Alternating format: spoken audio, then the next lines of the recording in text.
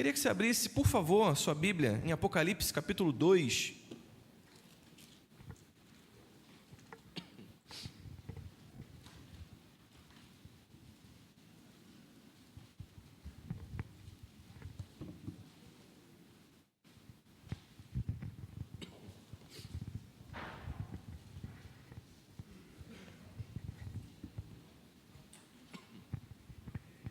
Apocalipse 2, a gente vai ler só os versículos 4 e 5.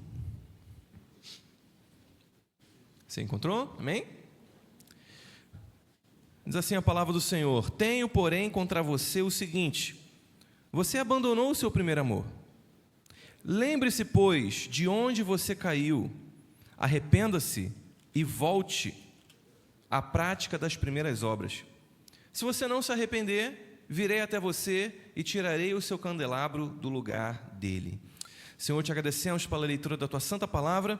Te pedimos que o Senhor possa nos conduzir nessa noite. Que o Senhor possa abrir os nossos corações, as nossas mentes, os nossos ouvidos para ouvir a tua voz aqui nessa noite. Obrigado, Senhor, pela oportunidade de estar com os meus irmãos. Que teu Espírito Santo fale conosco. Te pedimos isso em nome de Jesus. Amém.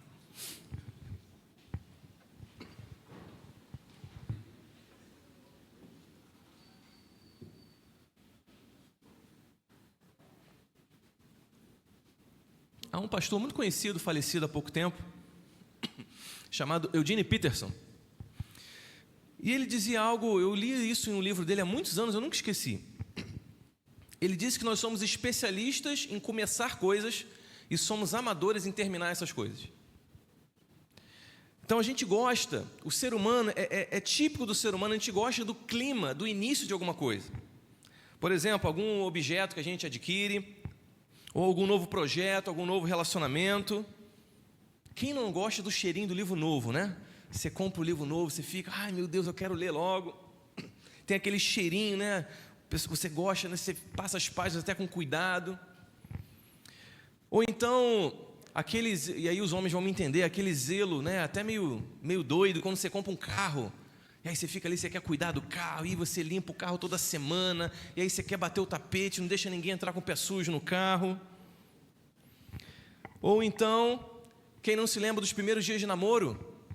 Quando você começou a namorar, de repente, o seu cônjuge, o coração que batia forte, aquele caminhar, aquela coisa maravilhosa, né, de conhecer um ao outro, o início do namoro, as dezenas de novidades que existem.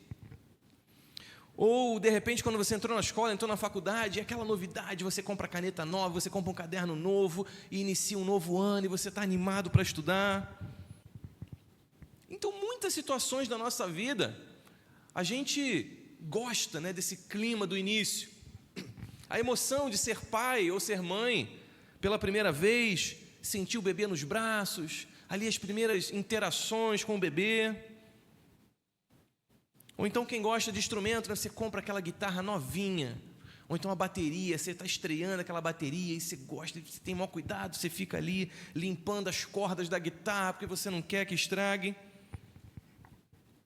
Ou então quando você chega em uma nova igreja, e é tudo maravilhoso, os irmãos são lindos, são maravilhosos, você está em todos os cultos, você vem nos cultos, né, segunda, terça, quarta, quinta, e você está disposto a trabalhar em 30 ministérios se for preciso.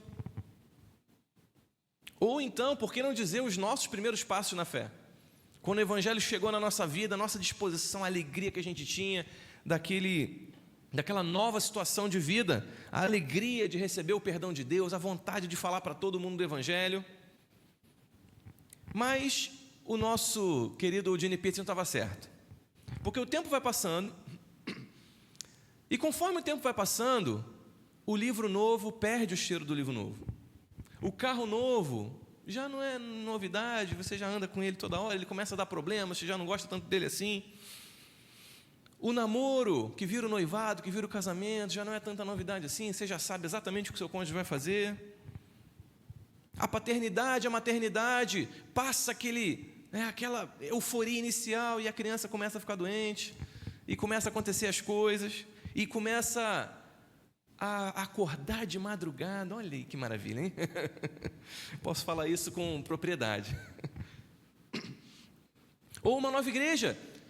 Você começa a se envolver com a igreja e é aquela paixão inicial, essa igreja é celestial, acho que todo mundo aqui teria que ser arrebatado porque essa igreja é muito perfeita, e você começa a ver que a igreja não é tão perfeita assim, porque ela é feita de gente imperfeita. E em relação à nossa conversão, à nossa caminhada cristã, o tempo vai passando e vai perdendo naturalmente aquele brilho inicial, aquela euforia inicial. E é assim desde que o ser humano existe. Nós somos perfeitos descendentes de Adão nesse sentido, porque isso acontece com todo mundo. E aqui com a igreja de Éfeso não foi diferente. O texto vai dizer, a gente leu só os versículos 4 e 5, mas o texto vai dizer que eles tinham qualidades. Por exemplo, o versículo 2 diz: conheço as obras que você realiza, tanto o seu esforço como a sua perseverança. Sei que você não pode suportar os maus e que pôs à prova os que se declaram apóstolos e não são, e descobriu que são mentirosos. Então eles trabalhavam arduamente, eles perseveravam. Eles odiavam as práticas heréticas dos nicolaítas, como diz no versículo 6, né? Mas você tem a seu favor o fato de que odeia as obras dos nicolaítas, as quais eu também odeio. Então, essa igreja tinha qualidades, mas há um problema aqui, que eles haviam esquecido o primeiro amor. Então, Jesus dá duas ordens nos versículos que a gente leu. Primeiro, ele diz: lembre-se de onde você caiu. Essa é a primeira ordem. E ele dá uma segunda ordem: arrependa-se e volte à prática das primeiras obras. Então Jesus está dizendo àquela igreja: volte ao início da caminhada.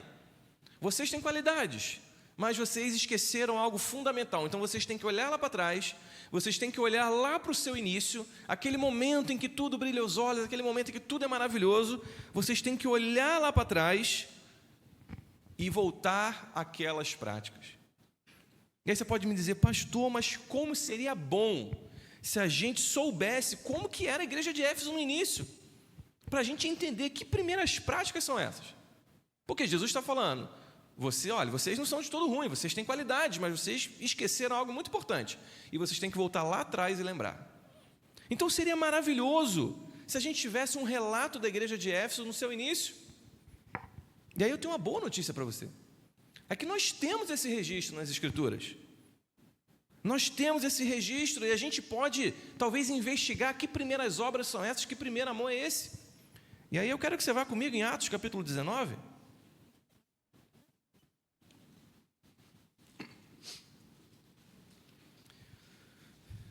Atos, capítulo 19, a partir do versículo 1.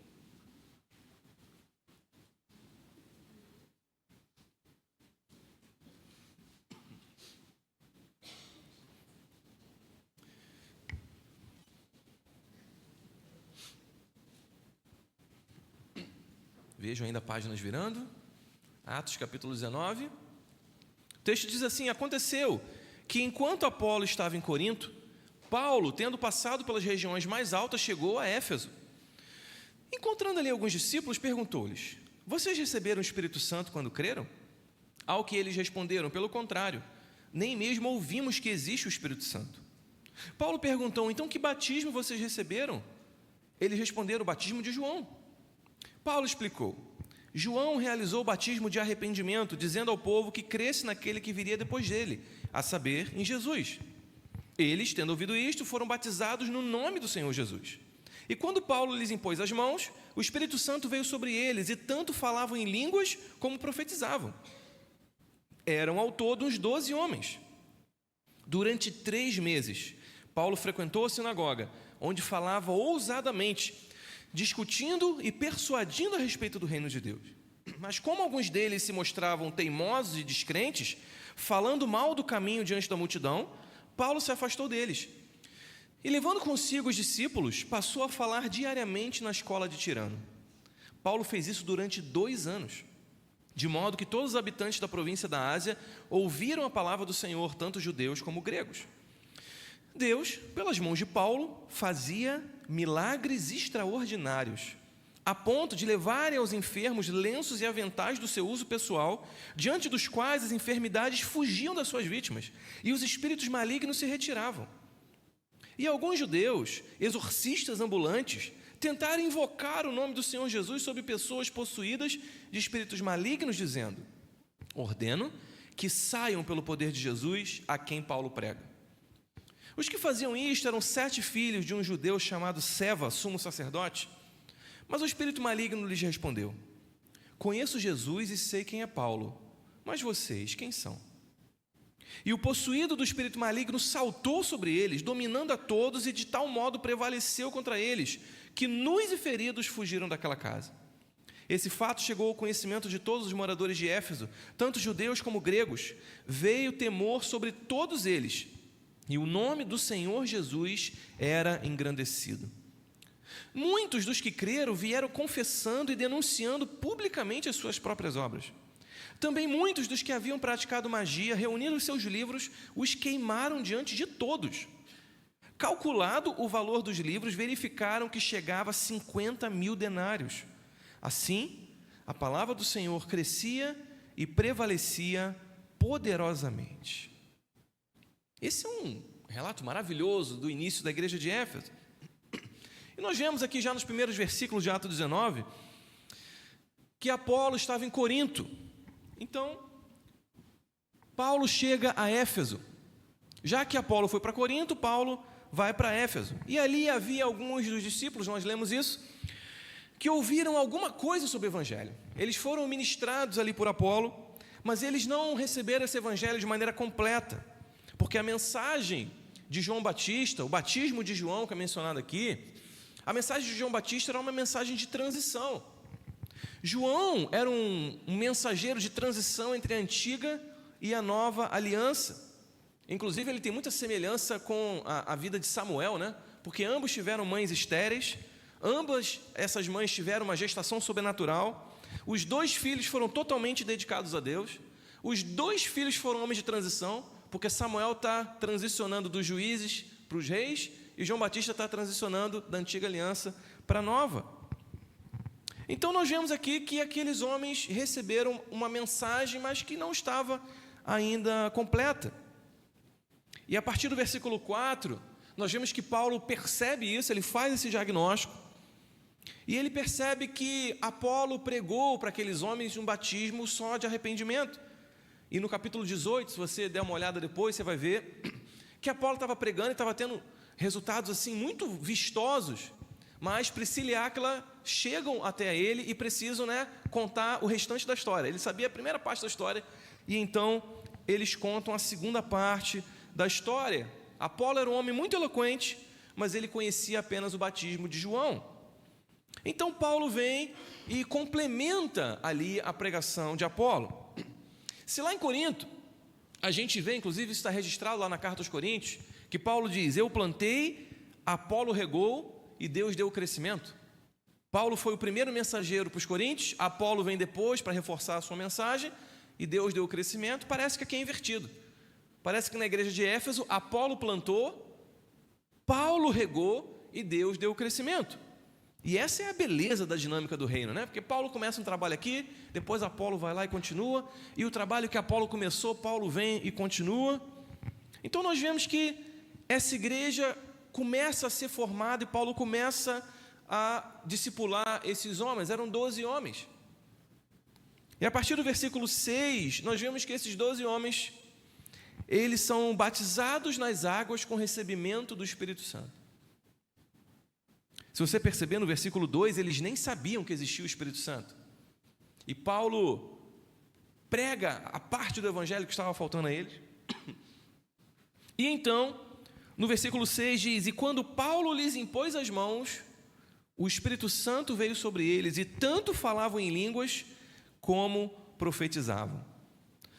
Então nós vemos aqui que desde o início da igreja de Éfeso, nós temos expressão de dons espirituais e uma pregação evangelística convincente do reino de Deus. E isso, não sei se isso te lembra alguma coisa, mas isso me lembra algo. Isso me lembra o início do livro de Atos. Lá em Atos 1, versículo 8, quando Jesus diz: vocês receberão poder quando o Espírito Santo descer sobre vocês, e vocês serão minhas testemunhas em Jerusalém, na Judéia, em Samaria e até os confins da terra. Então nós vemos que a igreja de Éfeso aqui, ela está replicando um padrão da igreja de Atos. E que padrão é esse? Um testemunho missionário do evangelho comprometido, pessoas comprometidas em espalhar a mensagem do evangelho, além de uma mensagem acompanhada por poder do Espírito Santo, uma mensagem acompanhada por sinais, por maravilhas, que não são a parte principal da mensagem, mas que são um complemento importante da mensagem, para validar essa mensagem, para dar ênfase a essa mensagem. Então a igreja de Éfeso, ela argumentava de forma muito convincente a partir do exemplo de Paulo, ao mesmo tempo em que ela orava em línguas, ela profetizava. E o que isso é, senão uma versão do Novo Testamento do pentecostal reformado, né? Um argumento convincente, uma igreja solidificada na palavra de Deus e, ao mesmo tempo, uma igreja poderosa nos sinais e maravilhas do Espírito Santo. E aí, meus irmãos, eu paro para pensar em que momento da história resolveram separar o Espírito Santo e a palavra. Porque quem disse que ser espiritual é você só orar e profetizar coisas aleatórias? Porque na Bíblia, ser cheio do Espírito Santo é ser altamente preparado e um profundo conhecedor do texto bíblico. Se você for olhar em Atos capítulo 6, que fala de Estevão, ele menciona ali, eu acho que 7 ou 8 vezes, dependendo da versão, que Estevão era cheio do Espírito Santo. E o texto diz que Estevão ia na sinagoga e ninguém podia resistir ao argumento de Estevão, ao argumento bíblico. Ele chegava a abrir a Bíblia e ninguém podia resistir ao seu argumento. E o texto diz diversas vezes que ele é cheio do Espírito Santo. Mas nós temos uma visão popular na nossa mente que uma pessoa espiritual é uma pessoa de oração. Não, um homem espiritual, e aquele irmão é espiritual, e aquela irmã do coque, a irmã da oração. E normalmente esse estereótipo é de alguém que não tem muita profundidade bíblica, que conhece a Bíblia assim, né, tem muita experiência com Deus. E nós achamos que ser espiritual é só isso. Mas na Bíblia nós estamos vendo que ser cheio do Espírito Santo necessariamente vem acompanhado por ser alguém profundamente conhecedor do texto bíblico. Porque quanto mais Espírito Santo nós temos em nós, mais desejo a gente vai ter de conhecer a palavra de Deus, de se aprofundar na palavra de Deus. Há um autor conhecido também, o A.W. Tozer, que ele diz que o Espírito Santo e a palavra são como duas asas de um avião. E ele diz de forma muito perspicaz, que você não pergunta qual das duas asas o avião vai voar. Ele necessariamente precisa das duas. E a igreja de Éfeso está mostrando para nós aqui que é possível, aliás, é desejável, de acordo com o padrão da igreja de Atos dos Apóstolos, é nós sermos uma igreja profundamente arraigada nas Escrituras, mas uma igreja profundamente comprometida com a obra poderosa do Espírito Santo. O verdadeiro homem de Deus, a verdadeira mulher de Deus, espiritual, fervoroso, é aquele que conhece as Escrituras, é aquele que vive as Escrituras. Eu creio que uma palavra que descreve bem esse equilíbrio do Espírito e da palavra é intensidade. Aquela igreja estava demonstrando intensidade nas coisas que ela fazia. E uma boa definição de intensidade é uma equação: intensidade é igual diligência mais fervor. Intensidade é diligência mais fervor. E por que essas duas coisas são importantes? Porque algumas pessoas têm muita diligência, mas não têm fervor. E aí isso se torna um zelo mecânico. Porque você é muito diligente, você é muito comprometido, mas você não tem fervor. Então você se torna muitas vezes uma pessoa zelosa, mas um zelo pecaminoso, sem uma intenção definida, sem uma humanidade necessária envolvida. É como se fosse uma obrigação, uma ordem que tinha que ser cumprida, e não carrega o peso daquela emoção. Por outro lado, você tem pessoas que têm fervor sem diligência. E eles são como uma panela de pressão, eles são uma ebulição descontrolada. Só queimam, só ardem sem um propósito definido. Essas pessoas sabem que estão desejando alguma coisa, elas sabem quem são, mas elas não sabem por onde começar a procurar, é uma fome sem direção. Então nós vemos que a igreja de Éfeso está caminhando nesse equilíbrio de ser uma igreja profundamente arraigada na Escritura, mas uma igreja poderosamente sendo um instrumento do Espírito Santo. E aí nós chegamos no versículo 9, que diz: mas como alguns deles se mostravam teimosos e descrentes, falando mal do caminho diante da multidão, Paulo se afastou deles. E levando consigo os discípulos, passou a falar diariamente na escola de Tirano. Paulo fez isso durante 2 anos, de modo que todos os habitantes da província da Ásia ouviram a palavra do Senhor, tanto judeus como gregos. Versículo 11: Deus, pelas mãos de Paulo, fazia milagres extraordinários, a ponto de levar aos enfermos de lenços e aventais do seu uso pessoal, diante dos quais enfermidades fugiam das suas vítimas e os espíritos malignos se retiravam. Então, definitivamente aqui, meus irmãos, nós estamos vendo que esse equilíbrio entre uma igreja arraigada na palavra de Deus e uma igreja poderosa na obra do Espírito Santo, ela se mostra aqui. Esse equilíbrio entre excelência teológica e fervor espiritual não foi aleatório, não foi ocasional. Porque essa seção de versículos que a gente leu está mostrando isso para a gente. As duas coisas estão andando juntas. O apóstolo Paulo, as igrejas do Novo Testamento não conseguem enxergar uma jornada cristã dissociando o profundo conhecimento da palavra e a profunda operação do Espírito Santo. O texto diz que Paulo começou a pregar na sinagoga e algumas pessoas, tiveram resistência em relação a isso, e ele foi para a escola de Tirano e ele começou a pregar durante 2 anos, diariamente, durante 2 anos. Se isso não é um amor pela palavra de Deus, se isso não é um amor pela pregação, pelo evangelismo, eu não sei mais o que é. A escola de Tirano era uma espécie de prédio educacional. Tirano, provavelmente o dono desse local, que cedeu esse local para Paulo. E alguns comentaristas dizem até que ele é um dos convertidos ali daquela igreja de Éfeso, que abriu espaço para a plantação dessa igreja. Então nós vemos que Paulo está plantando a igreja de Éfeso com um compromisso inegociável com a palavra de Deus. E ele faz isso pregando diariamente durante 2 anos, discipulando aquela igreja. Então não há dúvidas que a igreja de Éfeso é uma igreja que tem um compromisso inseparável com a palavra de Deus. Mas ao mesmo tempo, além dessa pregação ininterrupta, por um espaço de tempo muito considerável, que demonstra o amor e o apego de Paulo pela palavra de Deus, o texto nos diz que esse tempo aqui na escola de Tirano não foi só um aprendizado. A escola de Tirano não era só uma sala de aula. Lá aconteciam, o versículo 11 diz, milagres extraordinários. Então nós vemos aqui mais uma vez que um homem extremamente hábil com as Escrituras, porque para você ensinar a palavra de Deus diariamente durante 2 anos, você tem que ter repertório bíblico, Então era um homem comprometido, mergulhado na palavra de Deus. E ao mesmo tempo, era um homem que realizava milagres extraordinários. Era o mesmo homem que era hábil com a palavra de Deus, era o homem que operava o dom de milagres. Coisas impressionantes, como eles pegavam tecidos que Paulo usava e levavam, e isso curava as pessoas, ou livrava de espíritos malignos. Então nós voltamos àquilo que a gente está falando. Em que momento a igreja separou? Em que momento a igreja dividiu 2 grupos? Não, isso aqui são minhas referências de pessoas de oração. Ah, não, isso aqui são minhas referências de pastores e de professores de teologia.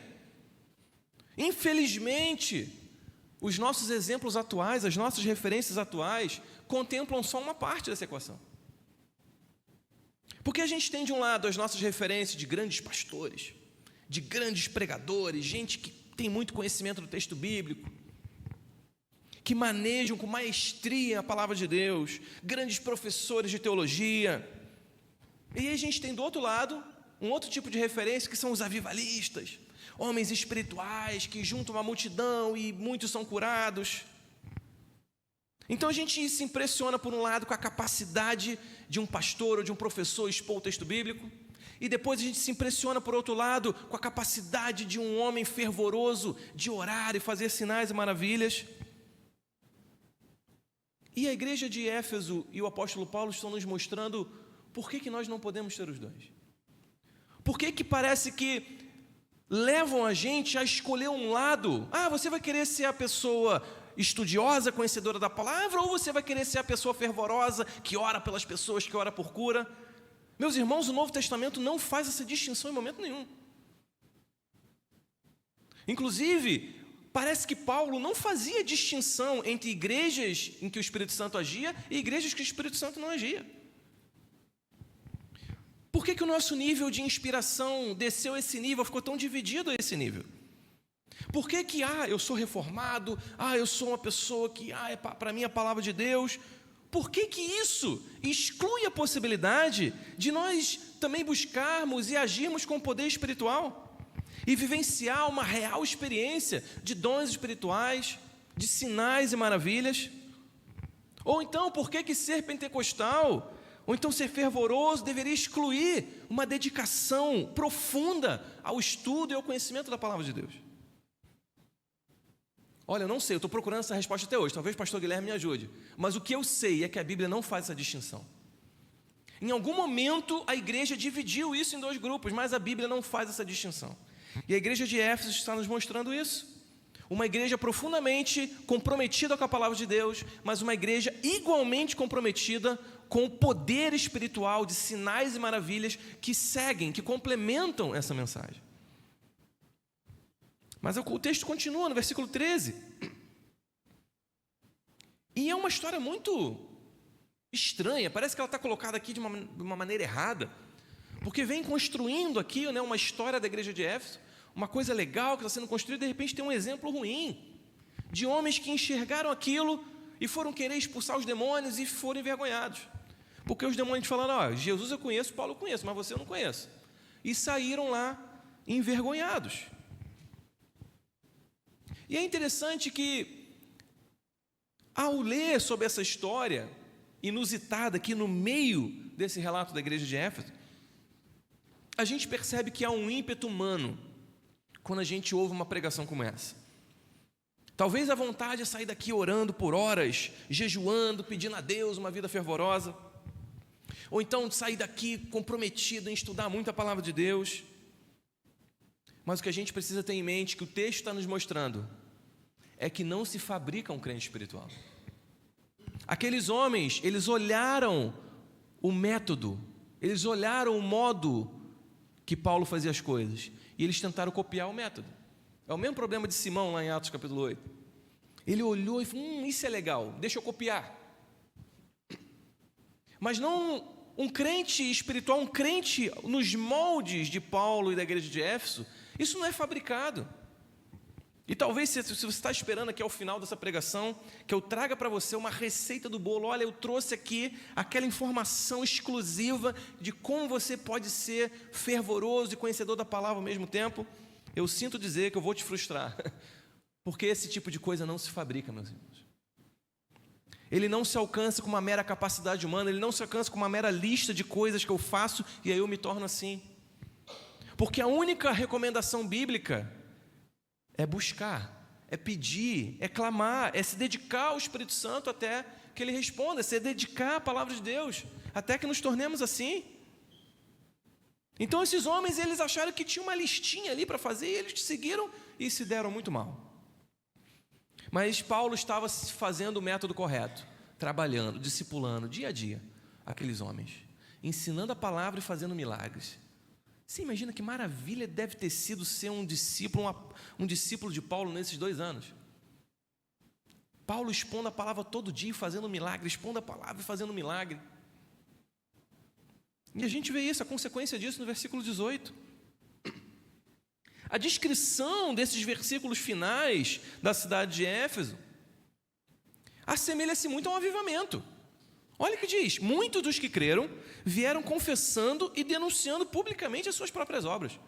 E se a gente olha a história dos avivamentos, a principal marca dos avivamentos é arrependimento. E é o que está acontecendo aqui. Versículo 19, também muitos que haviam praticado magia, reunindo seus livros, os queimavam diante de todos. Calculado o valor dos livros, verificaram que chegava a 50.000 denários. Isso é uma quantidade absurda de dinheiro. Denário era mais ou menos o pagamento de um dia de trabalho. Então você imagina, 50.000 denários, o valor dos livros que foram queimados. Assim, a palavra do Senhor crescia e prevalecia poderosamente. Meus irmãos, isso aqui é avivamento. O texto termina dizendo que a palavra de Deus crescia e prevalecia poderosamente. Isso é uma descrição maravilhosa. Que igreja era essa? Eu não sei você, mas eu tenho vontade de ser membro da igreja de Éfeso nesse momento aqui. Eu tinha vontade de sentar lá na escola de Tirano e ouvir Paulo pregar e ver com os meus olhos Paulo fazendo milagres. Que vontade de ser membro da igreja de Éfeso. Mas aí você vai dizer, pastor, mas e o texto que a gente leu no início? Apocalipse capítulo 2. O que aconteceu? Porque o tempo passa e chega lá em Apocalipse, Jesus diz, olha, vocês têm qualidade, vocês odeiam a obra dos nicolaítas, vocês perseveraram, mas vocês se esqueceram do primeiro amor. Arrependam-se e voltem às obras que vocês praticavam no início. O que será que houve com essa igreja? O que aconteceu para que eles chegassem nesse ponto de serem criticados por perder o primeiro amor? Eu vou pedir que você volte comigo a Apocalipse 2.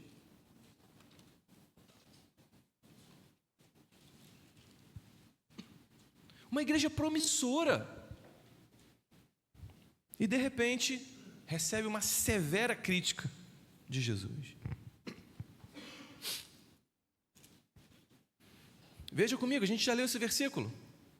Versículo 2 de Apocalipse 2. Conheço as obras que você realiza, o seu esforço e a sua perseverança. Sei que você não pode suportar os maus e que pôs à prova os que se declaram apóstolos e não são, e descobriu que são mentirosos. E o 6, que nós já lemos também, você tem ao seu favor que odeia as obras dos nicolaítas, as quais eu também odeio. Então o texto aqui está dizendo, Jesus reconhece que aquela igreja não tolerava homens maus. Aquela igreja pôs à prova pessoas que diziam ser apóstolos e não são. E depois diz que aquela igreja teve contato com a obra dos nicolaítas e falou assim, aqui não. Ou seja, o tempo passou e eles, ao que parece, pelo que o versículo 2 e o 6 estão nos dizendo, eles permaneciam afiados na palavra de Deus. Eles eram bons apologetas, eles defendiam bem a sua fé.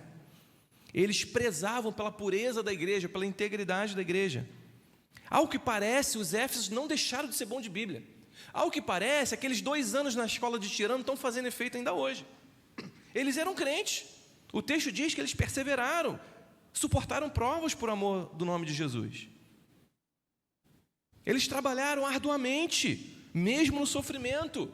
E isso é um fruto de uma igreja que está pautada na palavra de Deus.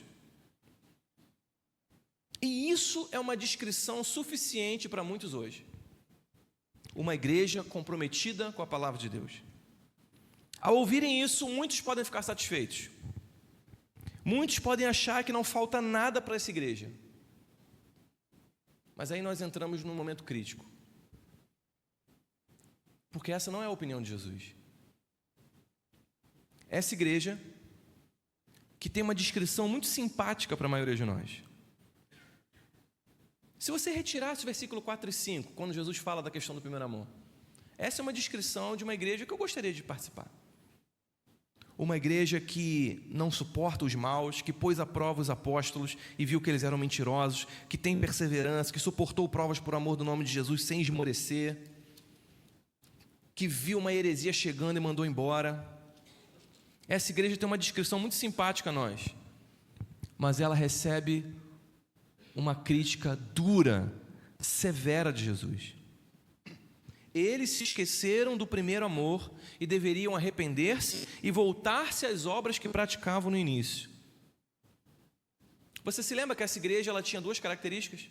Era uma igreja profundamente mergulhada na palavra de Deus e uma igreja que operava com poder no Espírito Santo. Meus irmãos, ao que parece, a gente chega a uma conclusão lógica aqui, observando o que o próprio Apocalipse 2 diz. Esse tal primeiro amor, ao que parece, essa primeira parte, essa primeira característica da igreja ainda está presente. Uma igreja mergulhada na palavra de Deus, uma igreja alicerçada nas Escrituras, pelo que a igreja de Éfeso é descrita aqui.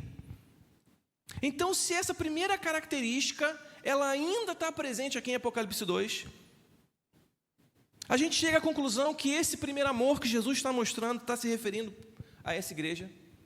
Se a primeira parte está aqui, diz respeito à segunda. Ao que parece, a igreja de Éfeso continua fiel às Escrituras, mas ela não é mais uma igreja encharcada do poder do Espírito Santo. As obras, que obras são essas que eles praticavam no início e não praticam mais? Porque as obras lá de trás é pregação e ensino da palavra e dons e milagres.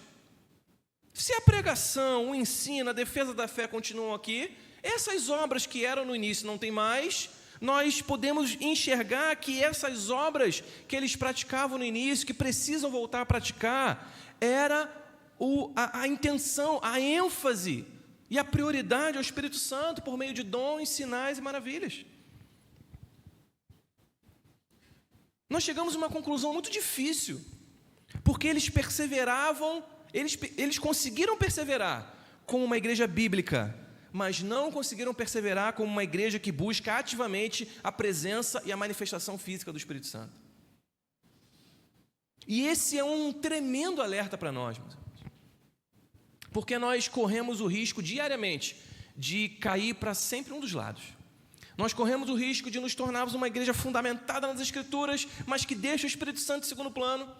Ou corremos o risco de nos tornar uma igreja fervorosa no Espírito e deixar as Escrituras para o segundo plano. E a igreja de Éfeso está com algum problema aqui. Meus irmãos, é possível ser cristão sem ser fervoroso? O exemplo de Éfeso está nos mostrando que sim. Eles eram crentes. O exemplo de Éfeso é claro nesse sentido. Eles eram uma igreja bíblica, mas perderam o fervor, perderam aquele dínamo, aquele poder do Espírito Santo concedido lá no início de Atos.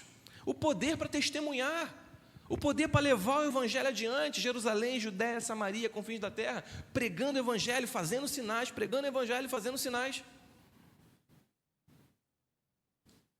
Mas a pergunta não é essa. A pergunta não é se é possível uma igreja ser cristã e não ser fervorosa.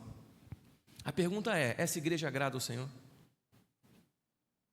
Ou será que a nossa negligência com o Espírito Santo, na nossa devoção pessoal, nos nossos cultos, não tem sido uma causa de insatisfação de Deus conosco?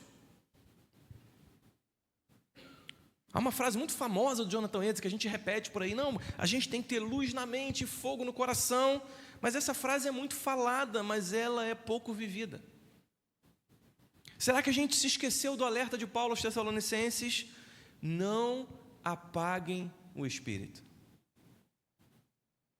Ou mesmo o alerta de Paulo aos próprios Efésios: não se deixem embriagar pelo vinho, mas deixem-se encher pelo Espírito Santo.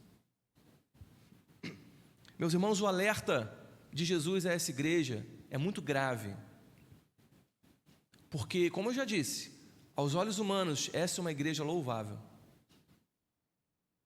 Aos olhos humanos, essa é uma igreja confiável. Mas aos olhos de Jesus está faltando alguma coisa. E aí, por isso que nós, ao olharmos para dentro, a nossa oração deve ser: Senhor, que não recaia sobre mim, que não recaia sobre a minha igreja a culpa de apagar o teu Espírito. Como Paulo está dizendo lá aos Tessalonicenses: não apaguem o Espírito. Será mesmo que a gente tem tido fome por viver a plenitude do Espírito Santo nas nossas vidas? Ou a gente tornou isso algo opcional? Será que a nossa caminhada religiosa está confortável demais para a gente se envolver nessa história de dons espirituais, de sinais e maravilhas? Uma vez me perguntaram: pastor, por que a gente não vê mais cura divina? Eu falei: gente, a gente não vai para o hospital, a gente tem que ir onde os doentes estão. A gente não vê mais cura divina porque a gente não ora mais por cura divina. É lógico, meus irmãos, que não é algo automático. Toda vez que eu orar por alguém, essa pessoa vai ser curada. Mas se a gente orar mais, a probabilidade da pessoa ser curada aumenta. Você não concorda comigo? Se a igreja se dedica, ela se compromete a buscar mais esse poder do alto, poder do Espírito Santo, poder para testemunhar. E aqui você me entende, esse poder do Espírito Santo não é para a gente ficar aqui, girando no manto e falando em língua. É poder para testemunhar. É poder para ir lá fora e pregar, e dar uma palavra a alguém, e impor as mãos sobre alguém, essa pessoa ser curada. É ter ousadia para compartilhar o Evangelho com alguém que não conhece. É esse poder espiritual que a igreja tinha. E é o que parece que a igreja estava perdendo aqui. Então a nossa oração deve ser que não se ponha sobre o nosso coração um esfriamento, uma sequidão. Então, não, tá bom. E que a gente tenha sede em proclamar o Evangelho, de levar o Evangelho adiante.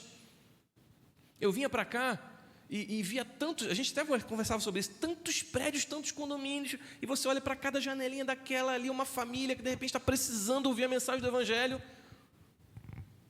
E literalmente o Jardim Alvorada, os campos estão brancos. Os campos estão brancos esperando os ceifeiros, mas por vezes a igreja está tranquila, às vezes está se acomodando. Não, a gente é fiel à palavra de Deus, isso é maravilhoso. Mas nós precisamos nos dedicar ao que a Bíblia está mostrando que a igreja precisa, ao que o Novo Testamento está mostrando. Poder espiritual para levar o Evangelho, para impactar as pessoas. Que haja no nosso coração, ao começar em nós, um desejo da manifestação do poder do Espírito nas nossas vidas, nas nossas famílias, nas nossas igrejas.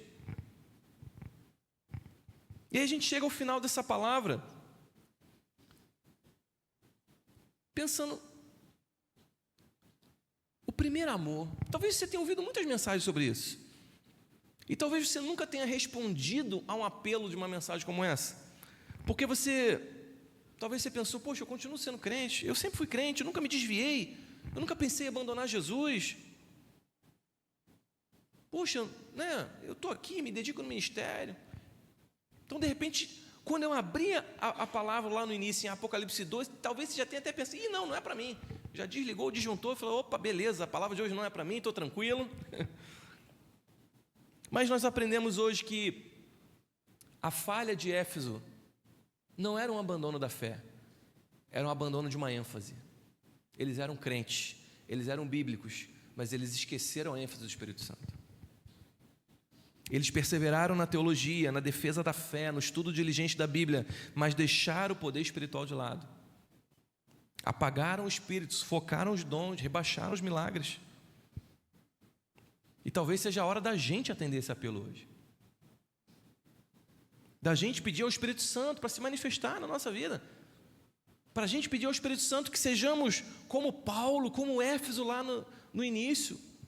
Alguém profundamente conhecedor, alguém profundamente apaixonado pela palavra de Deus. E ao mesmo tempo alguém profundamente espiritual, devoto, que busca, que está de joelhos o tempo todo orando, jejuando, buscando a Deus, buscando o poder do alto. Nós não precisamos fazer essa escolha. Nós podemos e nós devemos ser as duas coisas.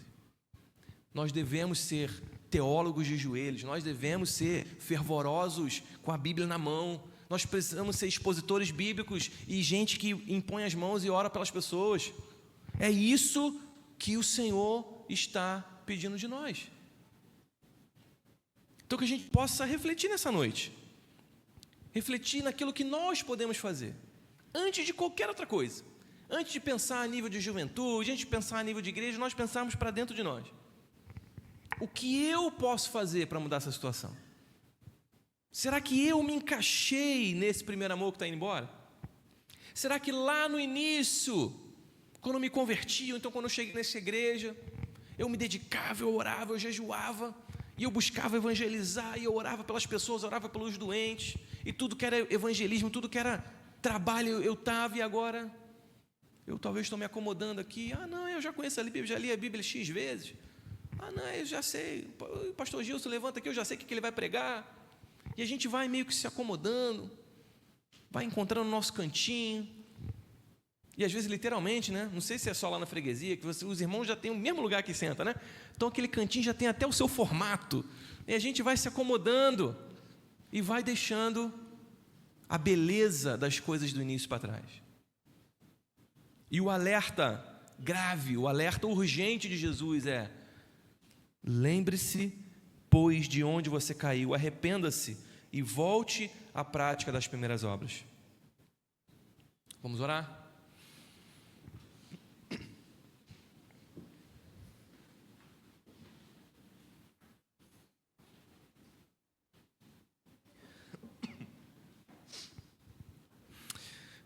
Ó Senhor, eu te agradeço, Senhor. Eu te agradeço porque o Senhor é um Pai amoroso. O Senhor é um Pai amoroso, o Senhor é um Pai que se importa conosco. E nós sabemos disso, nós sabemos da excelência da Tua paternidade, porque um bom Pai não só afaga o nosso ego, um bom Pai não só passa a mão na nossa cabeça, mas um bom Pai nos alerta, um bom Pai nos mostra o caminho quando estamos nos desviando. E nós te agradecemos, Senhor. Nós te agradecemos pela Tua doce repreensão, porque o Senhor mostra que é um Pai que deseja o melhor para nós. Obrigado, Senhor, porque o Senhor tem levantado, Senhor, no nosso coração esse desejo de estar buscando mais da Tua palavra, de sermos conhecedores da Tua palavra, mas também, Senhor, de buscarmos o poder do Teu Espírito Santo. Senhor, eu te peço que a Tua mão esteja estendida sobre cada um aqui nessa noite. Talvez alguém que se sentiu representado, Senhor, por essa igreja, alguém que talvez num passado nem tão distante assim teve experiências com Deus, alguém que no passado via a ação do Espírito Santo na sua vida e que com o passar do tempo as coisas foram ficando para lá e as coisas foram se tornando muito normais, muito cômodas.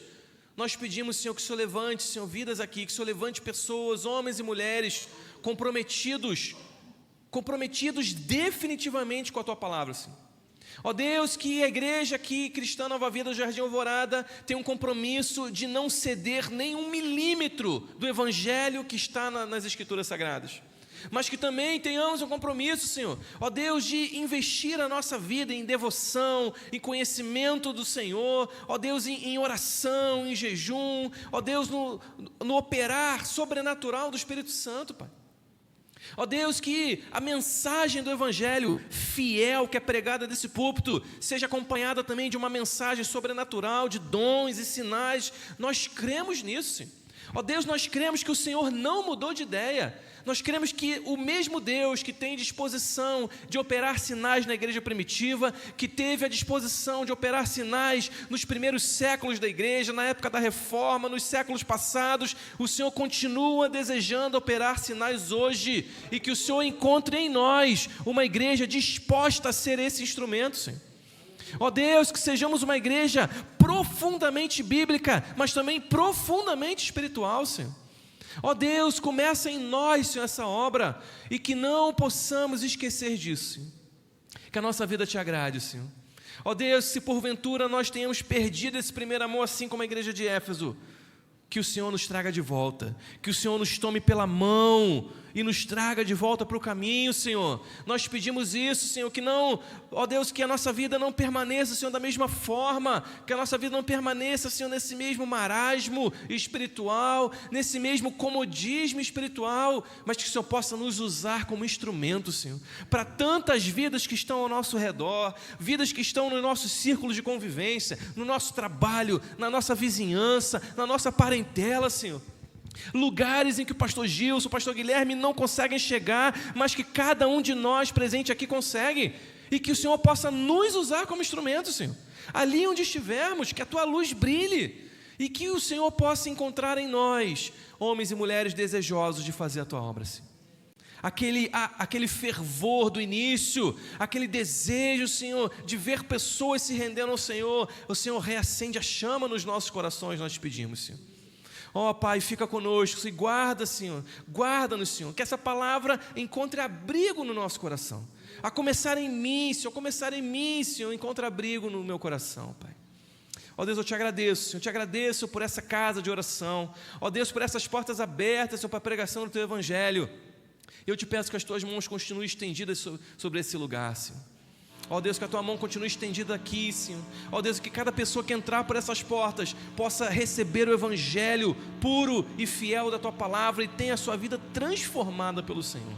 Te agradeço por tudo, Senhor, por essa oportunidade nessa noite, em nome de Jesus. Amém.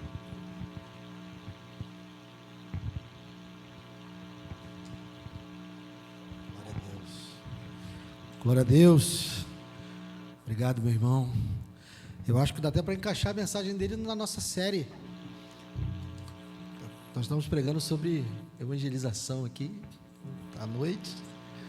Eu acho que dá até para encaixar. Acho que eu vou botar lá na série.